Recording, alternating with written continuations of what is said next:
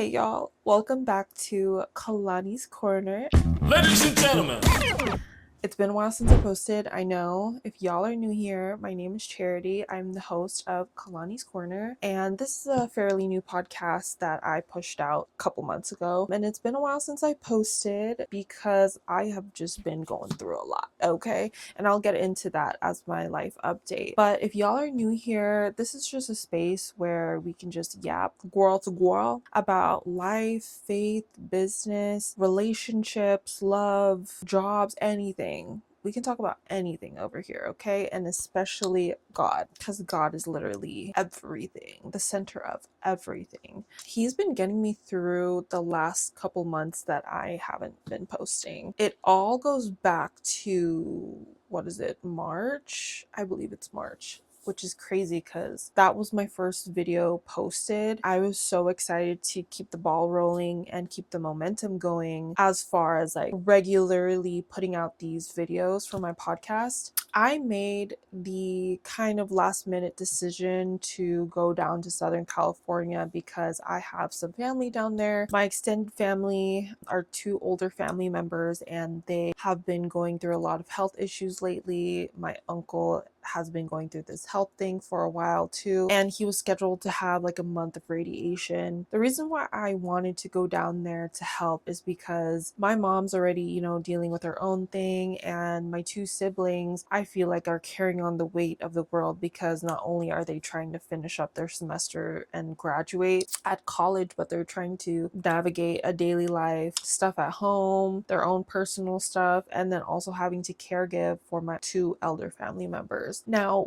if you have caregave, I don't know the past tense, if you have done any type of work for any amount of time, you already know it's a lot of work. I myself have assisted my mom in caregiving short term, but like she had the help of like all of us, like her kids, and then we were watching over one person. But when it's two people that need caregiving assistance, like it changes the game. I had gone down there from the literal end of March to the end of April. I was trying to mentally prepare myself because going down there, living with family, is not something I'm used to anymore. I haven't been living with family for a while just because I want to protect my peace at all costs. I haven't lived with my mom and my family for a good minute. The last trip I made down there for family was around Christmas time. I was only there for a week, but without getting into any details, it was a lot. I had a lot of triggers come up. And so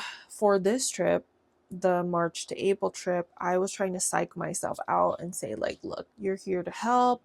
You're doing it out of love. Just got to be focused and stay strong and pick your battles. And, I was talking to my friends about this also, and my cousin, and they're just giving me encouragement and giving me reminders. You know what you got to do. You know how to protect your peace. Just do it. And honestly, it's just easier said than done. But when you enter an environment that you haven't been in a long time, and an environment that you've been growing out of and unlearning the toxic habits and beliefs and just that whole all over atmosphere and attitude of just the whole household, I felt very vulnerable because I'm still trying to navigate my own personal stuff that I'll also get into in a second. Like I'll give you all details on that. But yeah, when I went down there, I didn't anticipate that it was going to be as much work as it was, because when I had gone down there, I took my dog Dre, and I was basically in charge of the dogs, and our dogs are a little bit high maintenance, so I had to make sure both of them were fed multiple times a day, they were walked multiple times a day, they were cleaned multiple times a day. And I was trying to ask for help from my siblings here and there, but I knew they were tired, I knew they were busy, and I was there to help, right? So it was tiring, just speaking of the dogs.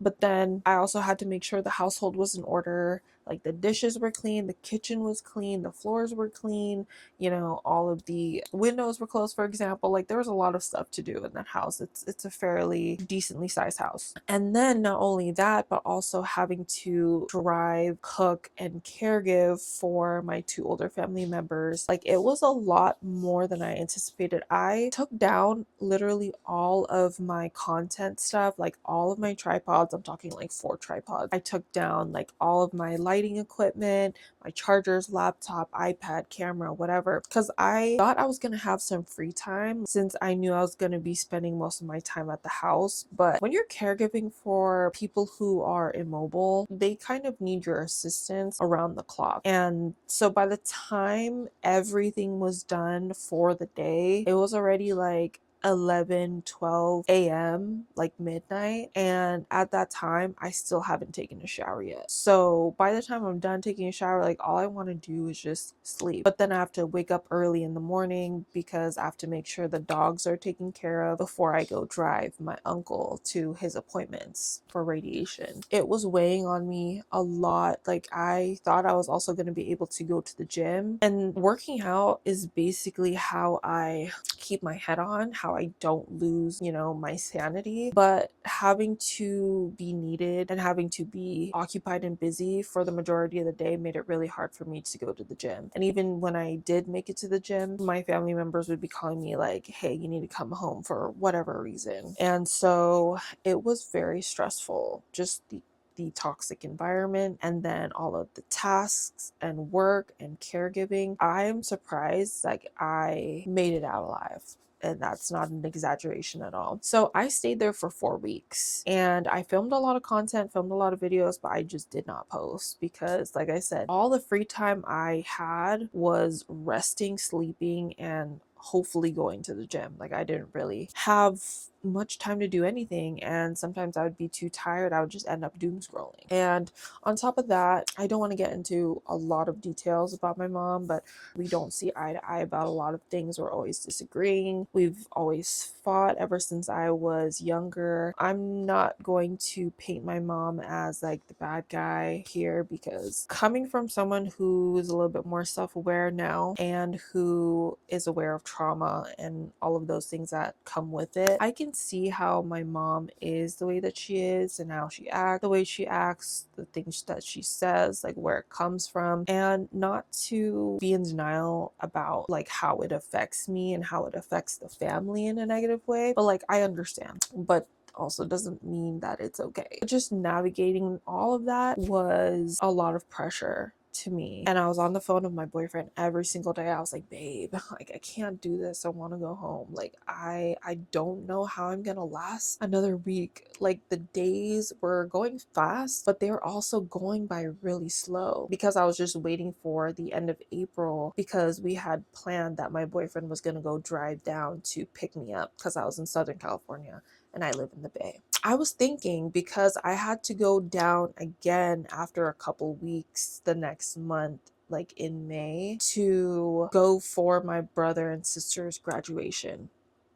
But in between like the 4-week visit and then the graduation visit was about like 2.5, 3 weeks. And I was thinking in my head, like, should I just wait? Should I just stay that long and then be there for the graduation? But like at the end of 4 weeks in April, I could not take it anymore. I was like, yeah, you need to come pick me up, like step. And so he picked me up, and I was honestly glad to have given myself that like 2.5, 3 week break in between those two family visits, because I really needed to pour back into my cup. Like I needed to get my sanity back, and I just needed to take a breather from the toxic environment, from the work, because I am only one person. And as the eldest daughter, I feel like I need to be the glue. Like I need to make sure my family's good. Like I feel like I can't rest unless I know my family's good.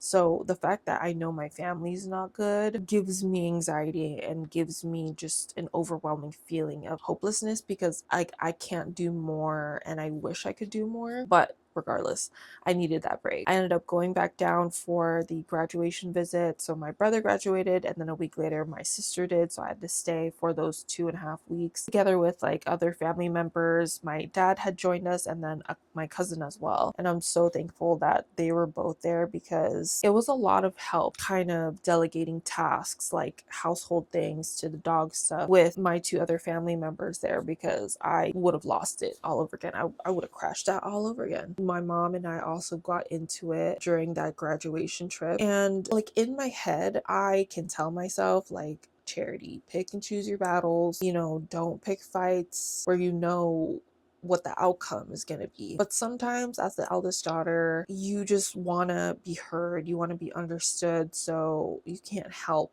but getting yourself into situations like that where you have to like defend yourself, or you have to defend like your younger siblings or other family members. So I mean, that took a big chunk out of like my mental health, my mental stability. It was hard. It was hard because I was already dealing with a lot of stuff personally, like, mental health wise, and just life things that, when things pile up on you and you ask yourself like, great, what else can go wrong, which is something you should never ask because God will show you. But I know like there is a purpose for everything. The reason why I'm recording this episode is to show up despite it all, despite my problems, despite my fears, despite the negative thoughts that I have in my head about being vulnerable and posting and getting back into social media. Y'all don't know this about me, or maybe you do. I love social media so much. I love creating content. I loved being creative. I loved being funny, doing skits and reels, being creative with pictures. And maybe a year or so ago, I kind of just stopped being consistent. So here and there, I'll try to like get myself back on the train. I'll be good for a little while, like a few weeks, a month, and then all of a sudden I'll just drop off the face of the planet and then come back like 2-3 months later and then start the cycle over again. I was on a roll prior to this visit. Getting back into it was really, really, really hard. I am the type of person who wants to make sure everything is good before I post things. Like, I want to make sure I have all the things. I want to make sure like everything's aesthetically pleasing, which y'all can see like I had to force myself to just set up a couple lights and not care about the background like last video, which was a whole freaking setup in the living room that we have. Yeah, I've just been in this weird cycle, being in this endless loop of feeling stuck and just questioning myself, questioning what I'm doing as far as like my work or my entrepreneurship. I'm not claiming and I'm not professionally diagnosed, but I'm like TikTok diagnosed, and I feel like I'm experiencing symptoms of like high functioning depression and anxiety. But like I said, I'm not professionally diagnosed. I'm just going off what I have been doing my research on. On top of all that things, like I don't have a car right now. My car is officially dead. I mean, it would probably take a few $1,000s to fix, but I have decided that I should just put that money elsewhere into a different car, because I've put so much money into this car I've been driving ever since I first started driving. Life has been throwing me bricks. Life has been egging me, and it's been really hard to stay positive. What I'm learning right now, and what I have to remind myself of to keep my head on my shoulders, is that God is actually with us. God's with me. Whether I feel him or not, he's there. And I know I also have to keep telling myself like there's a purpose for this all. Like the struggling, the suffering, the crying, the pain, like there's a purpose for it. And it's really hard for me because I fall into this like comparison thing where, people are also going through things, but I am witnessing them come out of it like victorious and happy, and like their situation has turned around, and praise be to God for that. I'd be lying if I said that I'm 100% happy all the time for everyone else. I'll be happy for people, but then, when I talk to God, I'm like, God, when is it my turn? When is it my turn to have a breakthrough, to be happy finally, to get the things that I'm asking for, the blessings that I've been praying for? I'm also learning that if you're an overthinker like me, some of your thoughts are actually lying to you, and that's not what God is actually saying. And I actually want to share some Bible verses right now with y'all, just as reminders for you and me both, as we're like navigating this life, as we're navigating like pain and suffering and just questioning a lot of things, questioning yourself, questioning God, questioning life, which is all normal, by the way. So I'm reading out of my Bible. This is the Christian Study Bible, CSB. I got this on Amazon, and I first want to read Romans 5, verse 3 to 5. Not only that, but we also boast in our afflictions, because we know that affliction produces endurance. Endurance produces proven character, and proven character produces hope. This hope will not disappoint us, because God's love has been poured out in our hearts through the Holy Spirit who was given to us. It's basically just saying, like, the problems that we face, it's building up our character and it's building up our faith. I mean, our hope. And our hope is not going to disappoint us. And then the second verse I wanted to read to y'all is John 16:33. And it says, I have told you these things so that in me you may have peace. You will have suffering in this world. Be courageous. I have conquered the world. And this is basically Jesus telling his disciples, he's being real with them. Like, y'all are going to suffer.